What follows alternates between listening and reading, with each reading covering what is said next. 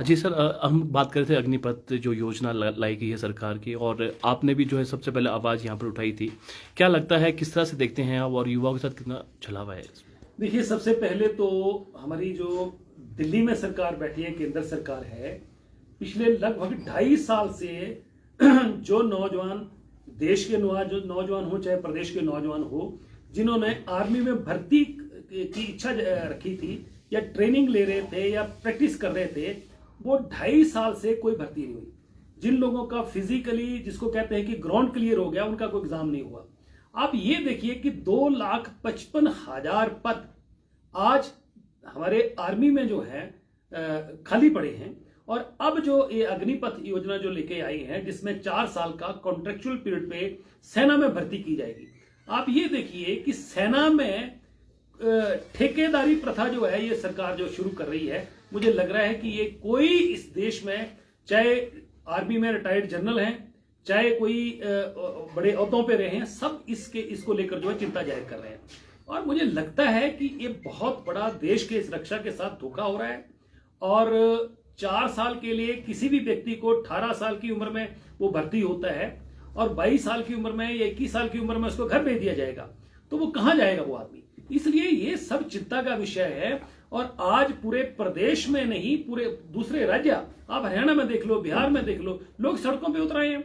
आप पिछले कल देखिए कि देश के माननीय प्रधानमंत्री धर्मशाला आए, और वहां पर जो है जिन जिन नौजवानों ने वहां प्रोटेस्ट किया, ये लोकतंत्र में प्रोटेस्ट करने का अधिकार सबको है।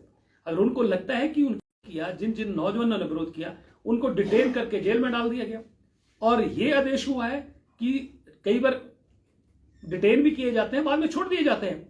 और उन लोगों को, उन बच्चों के साथ इतना इन्होंने ज्यादती करी है कि वो जब तक प्रधान पर, आज देखिए, नो रैंक नो पेंशन, ना तो इन लोगों को। इसलिए आज पूरे प्रदेश के नौजवान इस सरकार के खिलाफ है। सरकार को ये फैसला तुरंत वापस लेना चाहिए। ना ये देश हित में है, ना ये नौजवानों के हित में है। इसलिए मैं स्पष्ट तौर पर कहना चाह रहा हूं कि सरकार ने ये बहुत बड़ा गलत फैसला किया है। और कांग्रेस पार्टी इसका जो पूर्व तांत्रिक दृष्टि से हम इसका प्रोटेस्ट करेंगे। सर, तर्क भी इसमें आना शुरू हो चुके हैं कि अगर 21-22 साल की अगर बात करें तो युवाओं की जेब में 12 से 15 लाख रुपए होंगे, और जिसकी इच्छिक शक्ति है और इच्छा है वही यहाँ पर जा सकता है। इस तरह के भी तर्क अब सर आने शुरू हो चुके हैं। किस तरह से तर्क देने के लिए कोई भी तर्क दे सकता है। जिस नौजवान को आप 4 साल के लिए आर्मी में भर्ती कर रहे हैं, पहली तो है उसको ये होगा कि मैं 4 साल बाद मेरी छुट्टी हो जाएगी। वो जिस जील के साथ उसको देश की रक्षा सुरक्षा करनी चाहिए और देशभक्ति की तरफ से दृष्टि से उसको काम करना चाहिए, वो नहीं कर पाएगा, क्योंकि उसकी सोशल सिक्योरिटी कोई नहीं है। दूसरी बात कि जो नौजवान 21 साल की उम्र में 4 साल ट्रेनिंग लेके, पहले तो 4 साल में ट्रेनिंग पूरी नहीं होती है, और ट्रेनिंग लेके आएगा, अगर कल को उसको नौकरी नहीं मिलती है 21 साल के बाद, तो क्या करेगा? वो गलत काम करेगा, क्योंकि वो ट्रेंड भी है। तो आज जो देश में जो इस तरीके की घटनाएं आने वाले समय में संभावित हैं या घट रही हैं, तो ऐसे लोग घटनाओं को अंजाम भी दे सकते हैं। तो ये देश को किस तरफ लेके जा रही है सरकार? मुझे लगता है कि सरकार को इसके विचार करना चाहिए। आज आप ये देखिए कि इतने वर्षों से आर्मी में भर्ती का जो प्रोसेस है, कि आदमी आर्मी में इसलिए जाता है ताकि वो उसकी जो सामाजिक सुरक्षा है वो पूर्णतः बिल्कुल सुनिश्चित होती है। रिटायरमेंट के बाद उसको पेंशन मिलती है, उसको अपने परिवार का पालन पोषण कर सकता है। इस सरकार ने, ये जो नरेंद्र मोदी जी की अगुवाई में सरकार चल रही है, दुनिया में सबसे ज्यादा पेट्रोल, डीजल और गैस पे टैक्स लगाए तो सरकार ने लगाए हैं। एक तरफ तो ये पब्लिक को पूरी तरह इनके जेबों में डाका डाल के लूटने का काम कर रहे हैं, जब देने की बारी आ रही है तो ठेकेदारी प्रथा शुरू कर रहे हैं। ये सरकार चला रहे हैं, क्योंकि कोई बिजनेस वाली कंपनी थोड़ी है, कोई प्राइवेट लिमिटेड कंपनी थोड़ी है। कोई गुजरात मॉडल जो है, व्यापार का मॉडल तो चल सकता है, पर आर्मी को भी आप व्यापारिक दृष्टि से चलाना चाहेंगे तो वो नहीं चलेगी। इसलिए हम इसका पुरजोर विरोध करते हैं। सर, पूरे ऑल ओवर अगर बात करें आपसे, तो मंशा क्या लगती है सरकार की? क्या मंशा है? देखिए, मंशा सरकार की बड़ी साफ है कि सरकार पैसे बचाना चाह रही है। इसका मतलब कि सरकार जो है उसके पास पैसा नहीं है। आर्मी को लेकर भी, देश की रक्षा सुरक्षा को लेकर भी अगर ये सरकार ऐसा काम कर रही है, तो मुझे लगता है कि सरकार जो है ये इस सरकार को बाहर का रास्ता जो है वो दिखाना चाहिए। ऐसी सरकार जो है ऐसी सरकार को बर्खास्त किया जाना चाहिए। मैं समझता हूं कि आज इस सरकार ने देश का दिवालिया निकाल दिया, अर्थव्यवस्था चौपट कर दी। आप देखिए कि 176 लाख करोड़ रुपया जो रिजर्व बैंक का रिजर्व रखा था, वो इसलिए रखा जाता है कि कभी देश के ऊपर कोई आपदा आ जाए, कुछ संकट आ जाए, तो उस पैसे का इस्तेमाल किया जा सकता है। उस पैसे को भी सरकार लेके चली गई और देश आज कर्जे में कितना डूब गया। आप देखिए कि इतना ही कर्जे में डुबो दिया है कि इन्होंने 8 साल में जितना 70 साल में कर्जा सरकार पर, केंद्र सरकार पर हुआ था, इन्होंने पिछले 8 सालों में उससे डबल कर्जा जो है वो देश के ऊपर चढ़ा दिया। पैसे का क्या कर रहे हैं, पैसा कहां जा रहा है, लोग इसमें परेशान हो रहे हैं। आज आप देखिए कि प्रदेश में सब लोग जो है आउटसोर्स पे रखे जा रहे हैं और ये भी एक आर्मी में भी इस तरीका का सिस्टम शुरू कर दिया, तो मुझे इससे बड़ा दुख और क्या हो सकता है। आज प्रदेश में आप देखिए कि जिन नौजवानों ने ये उम्मीद की थी कि हम पुलिस में भर्ती होंगे, इतनी मेहनत करी थी, वो पेपर सरेआम बेचे गए। जैसे मंडी में बोलियां लगती हैं उस तरीके से तो पेपरों की बोलियां लग रही हैं। आप देखिए कोरोना, सारी दुनिया में कोरोना जैसे लोग पीड़ित थे, परेशान थे, लोगों को जान की पड़ी हुई थी और हिमाचल प्रदेश की अखबारों की सुर्खियां जो है वो भ्रष्टाचार से भरी हुई थी।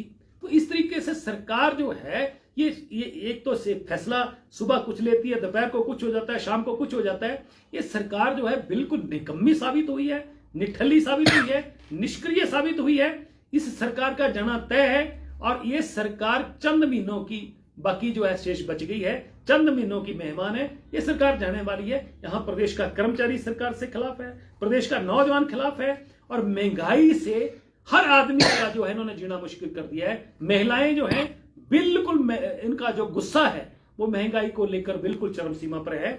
लोग इंतजार कर रहे हैं कि वो दिन कब आए, चुनाव डिक्लेयर हो और हम उस दिन का इंतजार करें कि हम अपने अधिकार का इस्तेमाल कर सकें। पर सत्ता पक्ष तो बिल्कुल तरह से तैयार है कि वो बिल्कुल जो रिवाज है वो खत्म करेगी हिमाचल प्रदेश में भी, जिस तरह से अन्य 5 राज्यों की अगर हम बात करें, यहाँ पर फिर से रिपीट भाजपा सरकार होगी। और नरेंद्र मोदी की भी अब दूसरी, आप पहले शिमला में रैली थी और अब धर्मशाला में भी करके गए हैं, किस तरह से देखते हैं उनकी इस दिल को बहलाने के लिए सरकार का ख्याल तो अच्छा है।